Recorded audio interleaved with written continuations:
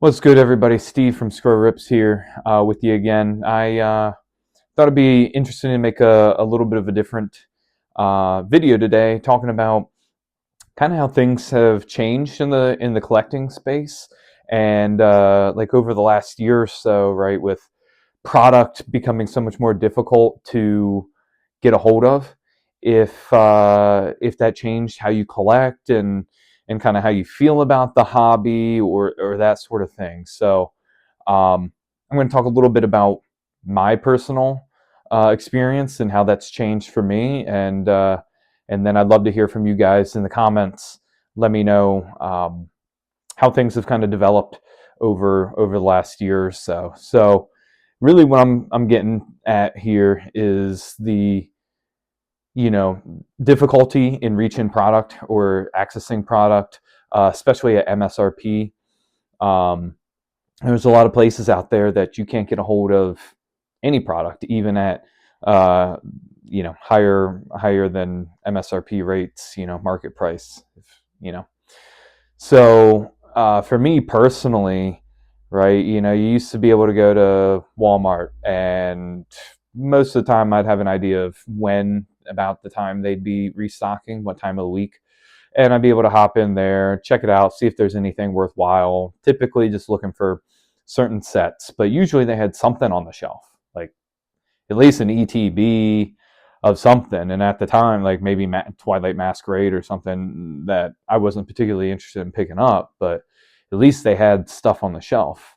Um, I know for like the majority of this past year, you couldn't find anything. 2025, you could barely find anything on the shelf if you were lucky. Um, and so I'd already kind of gotten into watching streamers on TikTok and getting in maybe with a little rip and ship here or there. Nothing real crazy because typically they were more expensive than MSRP.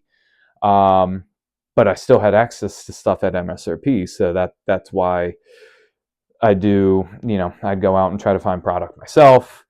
Take it home, rip it, or hold on to it, wait until I can meet up with some friends and get into it from there, and kind of compare hits and all that good stuff, and kind of vibe out with that. But it's so different nowadays. So um, I got into the rip and ship. They rip it live and that kind of thing. Um, because I'll be honest, I'm a little impatient, right? Ordering it sealed and then having to wait for it to come. I had done that too, for sure. Off of sites where you could get even below MSRP on some stuff. You could find stuff at pretty good deals, and I'd get that shipped. A lot of those sources weren't live streamers though, so shipping sealed was the only option. Um, you know, no problem waiting for it to get in and then rip it at home and enjoy that experience, right? But because you couldn't really get your hands on product this past year. I had some of the rip and ship, um, and a lot less like actually opening packs myself in person. So I thought that was just kind of an interesting dynamic of how much it had shifted, because before, I would even order stuff intentionally, even if it was a live streamer, but they offered sealed shipping. I'd intentionally get it ripped or get it sent sealed so that I could rip it myself at home, right? I just like that experience.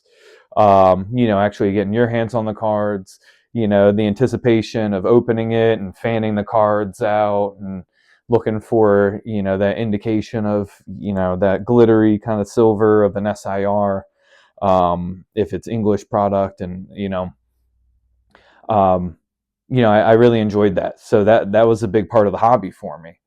And then as product got less accessible in person, and the fact of prices going up on everything, I was ripping a lot less, or I was buying a lot less product, regardless of whether it was sealed or getting ripped live. But then most of the time it was going to be getting ripped live. One of the streamers I could count on, he's pretty transparent with when they're getting product in and when they would put it up on the site, and, kind of mix it up in terms of, um, the frequency of the drops and that sort of thing, so that more people had a chance to buy, which I really appreciated from a collector standpoint. So, I mean, that ended up being more of my avenue for getting my hands on product, but I had to be way more selective, right? Because of the costs. My budget for ripping didn't all of a sudden go up, but the prices did. So the price goes up, my budget's staying the same. That means I rip less. So, and then in particular, what I started to do as well is kind of look for singles, um, just raw single cards that I thought were cool, that I wanted to collect, and I thought you could still get a good value on. So I kind of had to be more um, diligent about looking for those sorts of things and kind of looking for the deals and that, instead of paying a bunch of money, and especially paying over MSRP to rip a set that realistically, if I paid the amount for packs to get ripped that I could for the single that I wanted, more than likely I wasn't going to pull that particular card out of those, whatever, 10 or so packs or whatever.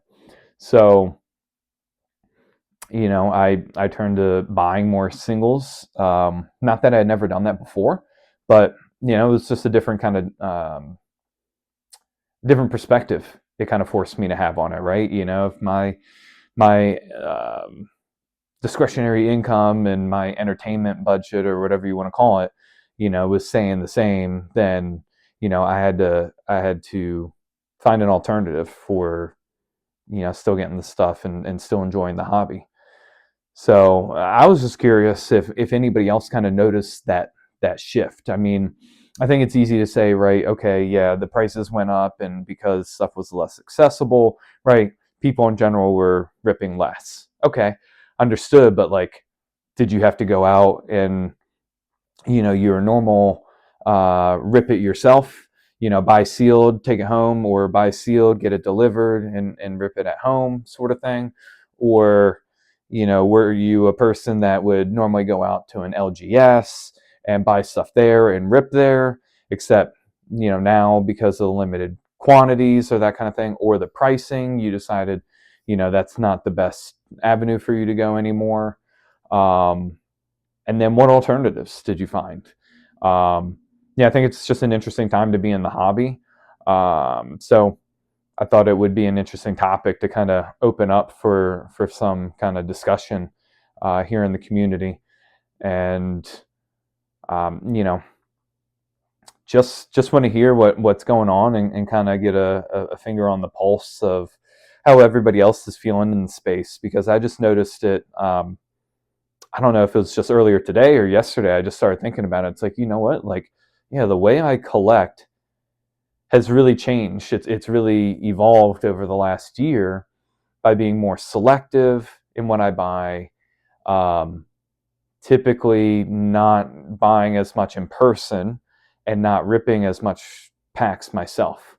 Going through live streams and all that. Of course, streamers that I've been watching for a long time and had already trusted, and have bought product from them before, especially stuff that's harder to find, like things that were out of print, not necessarily vintage, but like, let's say, Sword and Shield, like earlier Sword and Shield, or um, even some other things like Tag Team or XY Evolutions, and those sorts of products, those sets. So, yeah, just thought it was an interesting topic, and um, wanted to kind of see if anybody else had experienced that kind of revelation in their collecting, and kind of find a commonality amongst us, or here's some different alternatives, things that I would have never even considered. I know it's a lot harder to find product out there. It still is kind of difficult, right? Especially certain areas, if the places um, they don't have any purchase limits, right? So it's still hard to get a hold of. And actually, that brings me to another point of, did those? I mean, obviously, if the places had limits and enforced them, um, how did that change your collecting? Did you, instead of that, because it's limits, did you go and find a streamer or try to find someplace online and you're willing to pay a little bit more there if you could buy more quantity at the same time, all at once? Um, or did you still like buy the stuff in person that you could get at MSRP, but then obviously have to turn to other avenues of ways to source, product to rip? So that's another dynamic. I mean, for me, it's like it's hard because often, especially I know a lot of targets have like two item per SKU limits, right? And so if pretty much all they have are sleeve booster packs and it's a two per SKU limit, I mean, I get we're trying to spread it out amongst people, but I mean, especially when they have like racks and racks get restocked and they literally have hundreds of packs there. I mean, I don't think it would really hurt to like up the limit to at a minimum 5, but more realistically like 10 for those particular things, because you can only get one pack at a time. Whereas like if the limit, okay, it's 2 per SKU limit and you get 2 ETBs, there's 18 packs right there, which obviously you can't replicate by buying the single packs. So, um, and a store is not going to have nearly as much shelf space to be able to stock as many ETBs to allow that many people to really get a hold of them and be able to get more packs. That's not really like a scalper thing, it's you're limiting, okay, 2 packs, but like, okay, 2 ETBs. All right, if you're flipping some stuff, I mean, granted that you're not going to make a whole lot by trying to flip like 2 ETBs, right? Or the equivalent of 10 packs. I mean, you're really not going to make a whole lot on that, unless it's a super desirable set. Okay, maybe if you can get a hold at 10 packs at a time of like Destin, where if you can get $10 a pack, and so you can double your money there. But I mean, okay, you make $5 a pack out of 10 packs. Okay, you pick up $50. I mean, that's such a drop in the bucket to really trying to scalp or anything like that. So I'm not sure that would be worthwhile. So for me, I at my local Walmart, I could get five packs at a time, and then it's five items per SKU, but there's usually nothing left outside of the single pack boost, the sleeve boosters, and that's because there's the limitation, and the machines definitely don't let you scan more than the 5. Like, it recognizes it and then freezes your transaction. So you just try to do the best you can. But most of the time when I'm going, I'm not there hunting for trying to like grab as much product as I can, because the only stuff I'm going to buy is from my personal rips, which I don't do as much now, especially since starting the business. I'm all my energy and focus is on um, being able to find other sources, like legitimate sources, right? Some foreign suppliers, all that kind of stuff, to get products so that I can stock it in the shop and not be so concerned about ripping packs myself. Um, Honestly, the last stuff that I did rip for myself, the stuff I pulled, I just ended up selling, because unless I hit the particular cards that I'm looking for, um, I'm just not as keen on building out a really big collection of stuff that's not necessarily that interesting to me. So in this case, it was the Yon Mega out of Destin Rivals. So honestly, it's, I think, probably the least desired Pokemon SIR out of the set. So I sold it.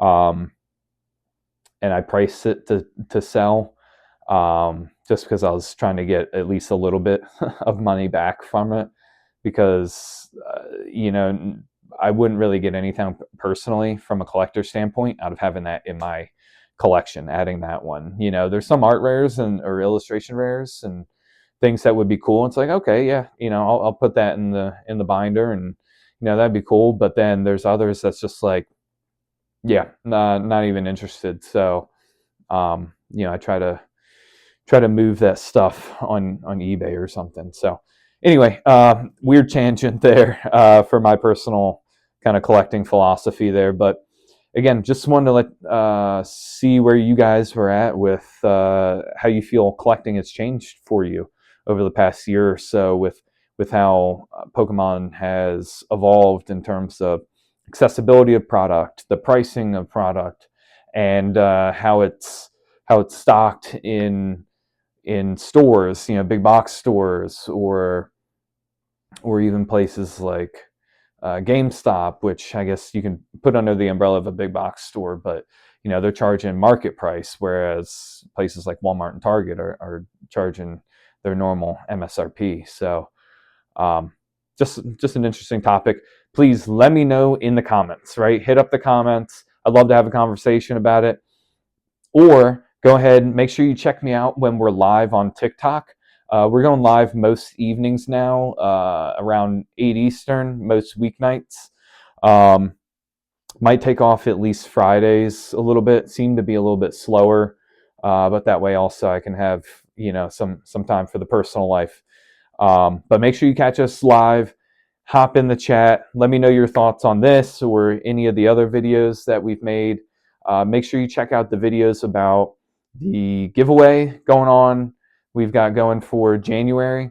If you go to the website and you subscribe here, go to the website, enter your email and name, you'll be entered in for a chance to win 3 Mega Dream booster packs at the end of the month, and a winner will be randomly selected there. And then also make sure you're checking out the pre-sale for Nihil Zero. I was actually able to update the price on that because my supplier gave me updated anticipated numbers for that set. So make sure you guys hop in on that. Scrowrips.com.